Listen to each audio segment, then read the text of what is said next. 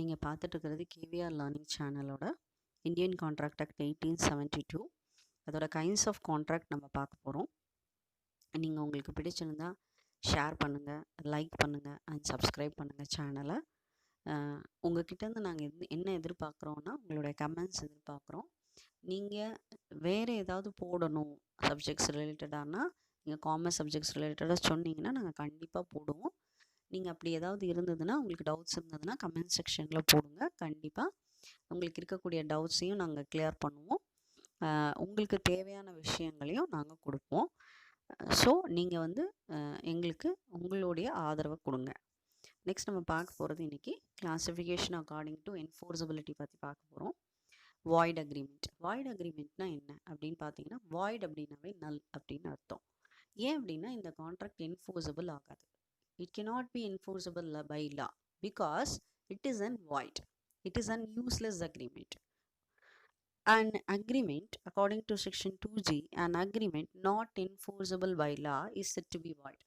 The agreement is not enforceable by law. அந்த இடத்துல அந்த law enforce ஆகாது. So it's said to be void. எந்த ஸ்டேஜ்லையுமே அந்த agreement enforce ஆகாது. அதுக்கு எக்ஸாம்பிள் நீங்கள் பார்த்தீங்கன்னா, and agreement with a minor கூட நம்ம அக்ரிமெண்ட் போட்டிருந்தோம் அப்படின்னா, மைனர் அப்படின்னா 18 இயர்ஸ்க்கு கீழே இருக்கிறவங்கள தான் நம்ம மைனர்னு சொல்லுவோம். அப்போ அவங்க கூட அக்ரிமெண்ட் போட்டிருந்தோம் அப்படின்னா, நாளைக்கு அவங்க கூட ப்ராப்ளம் வந்தது அப்படின்னா கோர்ட்டில் நம்ம எடுத்துகிட்டு போய் என்ன பண்ண முடியாதுன்னா கேஸ் ஃபைல் பண்ண முடியாது.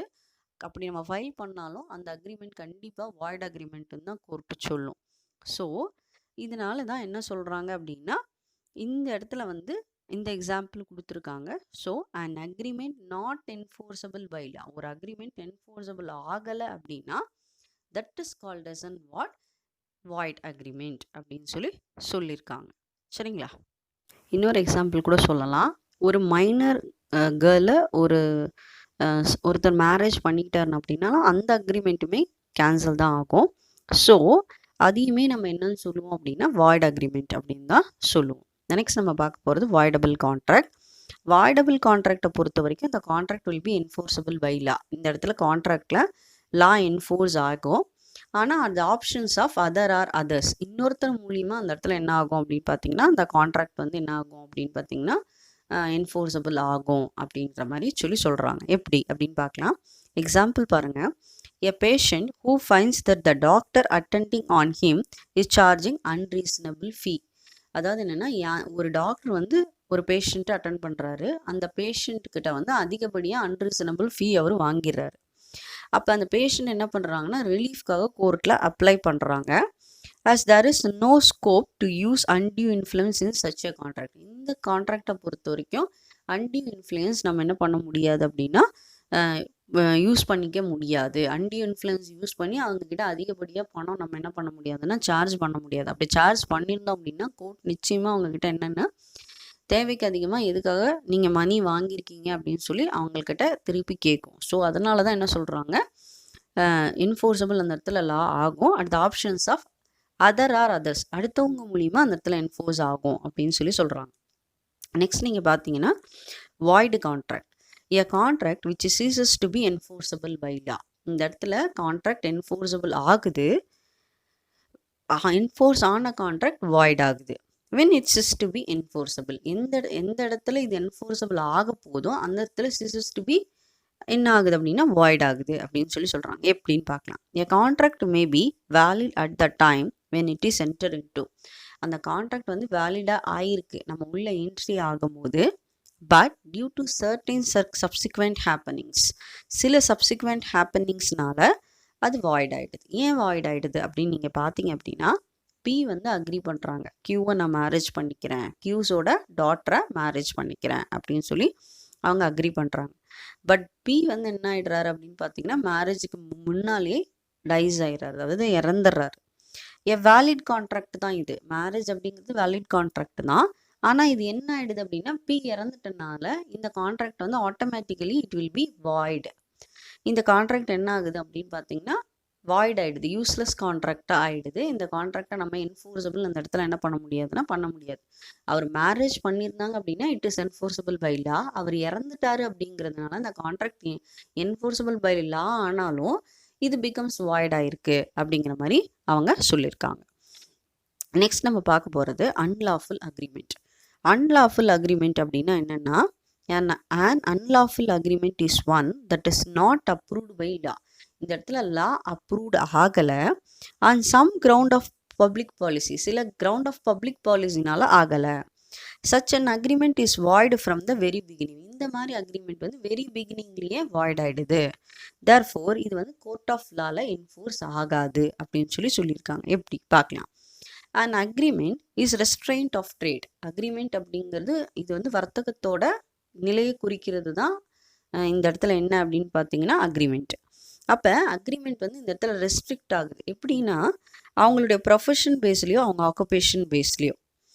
அப்போது and agreement between P and Q, P and கியூக்கு நடுவில் ஒரு அக்ரிமெண்ட் இருக்குது. That's P son will work in Q's concern. பியோட சன் கியூவோட கன்சர்னில் ஒர்க் பண்ணணும் அப்படின்னு சொல்லியிருக்காங்க. பட் அவங்களுடைய ஒப்பீனியன் இல்லாமல் இவங்க 2 பேரும் அக்ரிமெண்ட் போட்டிருக்காங்க. So it is become an void agreement அப்படின்னு சொல்கிறாங்க. அப்போ அந்த பர்சனை அந்த இடத்துல என்ன பண்ணுறோம் அப்படின்னா வி ஹாவ் டு ரெஸ்ட்ரிக்டிங், நம்ம ரெஸ்ட்ரிக்ட் பண்ணுறோம் அந்த பர்சனை. And agreement that restrict a person right to choose his profession or occupation. அவங்களுடைய ரைட்ஸை செய்ய விடாமல், அவங்க ப்ரொஃபஷனை நம்ம சூஸ் பண்ண விடாமல் இந்த அக்ரிமெண்ட் போட்டிருக்கோம் அப்படிங்கிற மாதிரி அவங்க சொல்லியிருக்காங்க. நெக்ஸ்ட் நீங்கள் பார்த்தீங்கன்னா classification according to formation. It is an express contract. Expressனா it should be in written form, it should be in spoken அப்படின்னு சொல்கிறாங்க.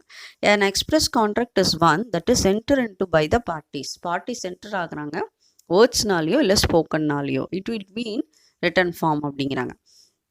எக்ஸாம்பிள் பாருங்கள். X offer to sell his house to Y. Y வந்து எக்ஸுக்கு வந்து என்னன்னா offer பண்ணுறாங்க, என் வீடை விற்கிறேன் அப்படின்னு சொல்லி. X offers to sell his house to Y. எவ்வளோக்குன்னா 15 lakhs. Y accept X offer. எக்ஸ் ஆஃபரை ஒய் அக்செப்ட் பண்ணிக்கிட்டாரு. Both and sign and stamp பண்ணிடுறாங்க. வேல்யூவும் முடிஞ்சிருச்சு. And is duty signed by the witness. விட்னஸும் சைன் பண்ணிட்டாங்க. The result in a contract between X and Y. அப்போ அவங்க 2 பேருக்குள்ள ஒரு கான்ட்ராக்ட் நடக்குது இல்லையா? அந்த கான்ட்ராக்ட் நடக்கிறத தான் என்னன்னு சொல்கிறாங்க அப்படின்னா எக்ஸ்பிரஸ் கான்ட்ராக்ட். அப்போ அவங்க 2 பேரும் ஒத்துக்கிறாங்க இந்த கான்ட்ராக்ட் நம்ம பண்ணிக்கலாம் அப்படின்னு சொல்லி. அப்போ எக்ஸ் வந்து ஆஃபர் பண்ணுறாங்க ஒய்க்கு அவங்களோட ஹவுஸை. எவ்வளோக்கு அப்படின்னா 15 lakhsக்கு பண்ணியிருக்காங்க. எக்ஸ் வந்து ஆஃபர் அக்செப்ட் பண்ணிக்கிறாங்க. Both will be sign. அந்த இடத்துல 2 பேருமே சைன் பண்ணிக்கிறாங்க. ஸ்டாம்ப் பேப்பர் ரெடி ஆகிடுது. அதுக்கப்புறம் அப்ராப்ரியேட் வேல்யூ டியூட்டியும் சைன் ஆகிருக்கு. இந்த கான்ட்ராக்டை பொறுத்த வரைக்கும் என்ன அப்படின்னு பார்த்தீங்கன்னா in this result in a contract between X and Y. அப்போ எக்ஸ்பிரஸ் கான்ட்ராக்ட்னா 2 பேரும் ஒத்து போய் அந்த கான்ட்ராக்டை பண்ணுறதுக்கு பேர் தான் என்ன அப்படின்னு பார்த்தீங்க அப்படின்னா எக்ஸ்பிரஸ் கான்ட்ராக்ட் இந்த இடத்துல. அடுத்தது நீங்கள் பாருங்க அப்படின்னா இம்ப்ளாய்டு கான்ட்ராக்ட்.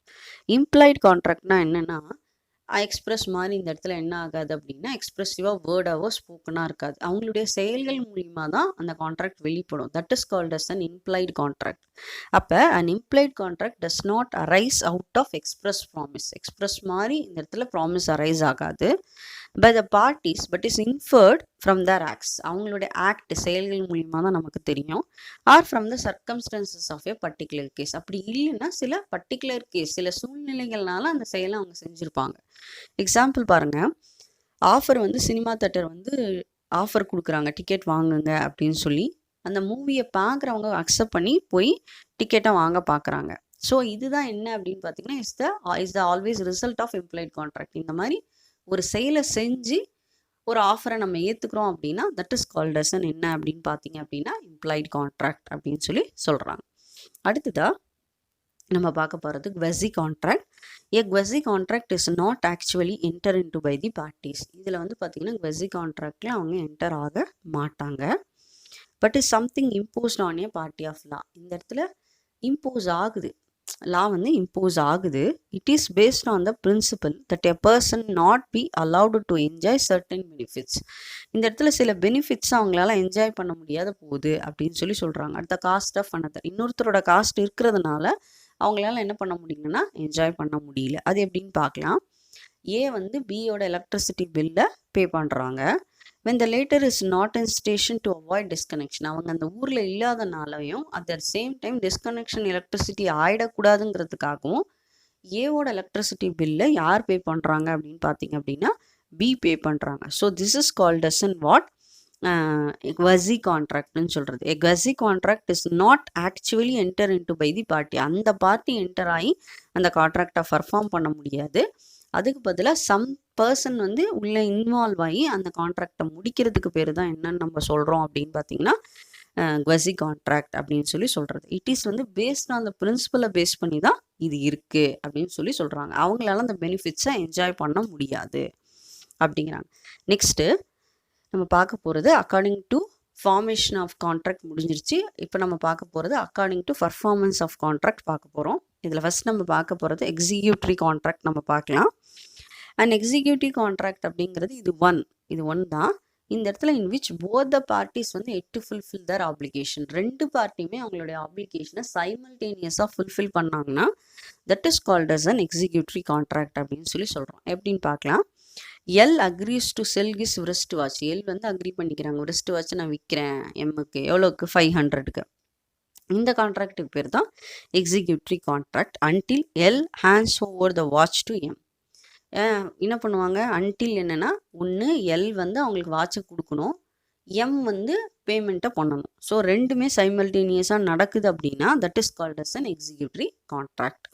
அடுத்தது பார்ட்லி எக்ஸிக்யூட்டிவ் கான்ட்ராக்ட் அப்படின்னா ஒரு பார்ட்டி அப்ளிகேஷனை பர்ஃபார்ம் பண்ணிடுவாங்க, இன்னொரு பார்ட்டி அப்ளிகேஷனை பர்ஃபார்ம் பண்ணாமல் இருப்பாங்க.